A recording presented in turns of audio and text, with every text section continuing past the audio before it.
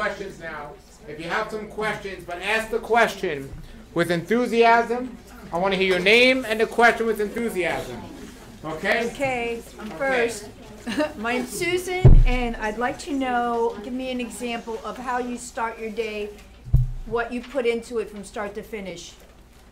Okay, I have many videos online showing my daily day and what I eat, but I always stress to say every person is an individual. And when I first started doing this, one of my favorite people and the best nutritionists out there, Dr. Fred Vichy, who's been eating a raw food diet for over 50 years, I met him and I looked at what he was doing. He ate very, very little, and I was eating a lot.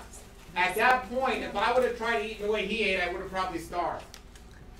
But now, as my body got cleaner and I got more knowledge about the quality of the food, I can eat a lot less. So by me telling somebody what I eat does no good for you at all.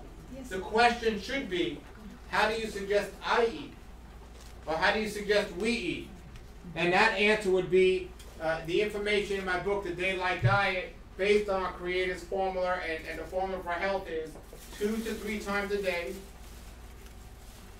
not eating when it's dark outside, and in the summertime when it gets dark outside late at night, not eating late at night, definitely not eating right before going to sleep. Basically, everything you don't want to do, I tell you to do. And we want to just live the formula for health. And as for what we're eating, we don't want to eat our heavy meal later in the day. What about your liquid intake? Do you start your day off with a liquid, with a juice? I always have water in the morning while I'm exercising. I have a very good amount of water. I like to have some fruits or vegetables for breakfast. I eat my biggest meal maybe later in the afternoon. For me, that's it. And then I might have in the evening a smoothie or something before it gets dark. Okay. I don't do more than that. But some people, if you're eating any animal products or you're eating cooked food, get up now. If you're eating that stuff, that's okay, as long as you try to maintain a 75 to 80% raw food diet and you eat those first. And what I mean is, if you have a round plate here or a square plate or whatever, 75% of that plate is something raw, whether it's vegetables or fruit or something, and you eat that before you eat the cooked processed food. That's a good place to start. Okay? 2 or 3 more questions. Yes? My name is Judy, and you talked about sleep. And there's a lot about that lately on television. So how do you know, because I love to sleep, I have no problem falling asleep, but how do you know what's right about, because there's big controversy now about that. Based on the things I tell you, if what you're doing is working for you, your digestion, your blood work, and all these things, are some signs to tell you if what you're doing is working for you.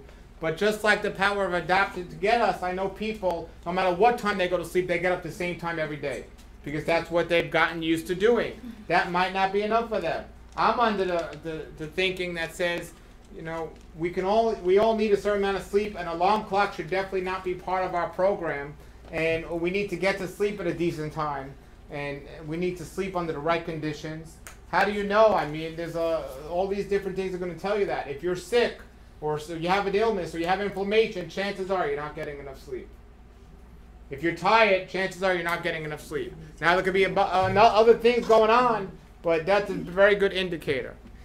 2 more questions, then we got to finish. Yes? My name is Madeline, and I'm a vegan. I'm not raw, but I am vegan, but I suffer from frequent migraines. Do you know what I can do to fix that? A lot of times people will ask me questions about something is wrong, what I can do or what I can eat. They often ask me to get rid of this or get rid of this illness, whether it's migraines or candida or cancer. And the answer is, number 1 is everyone's individualized. But the real thing is, there's no magic food. We got to change our lifestyle. We got to eliminate what causes the problem.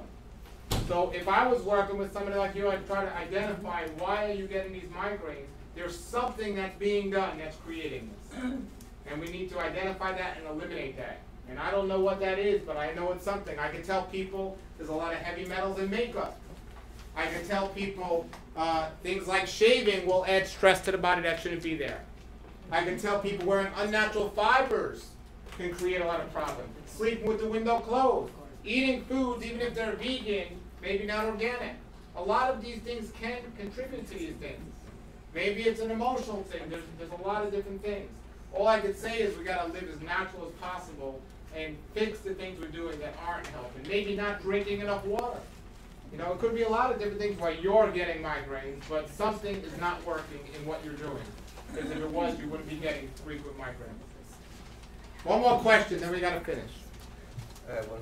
Yeah. My name's Jared. I was just curious, you said don't eat and then go to sleep, but you naturally get tired after a meal, and rest and digest always go together.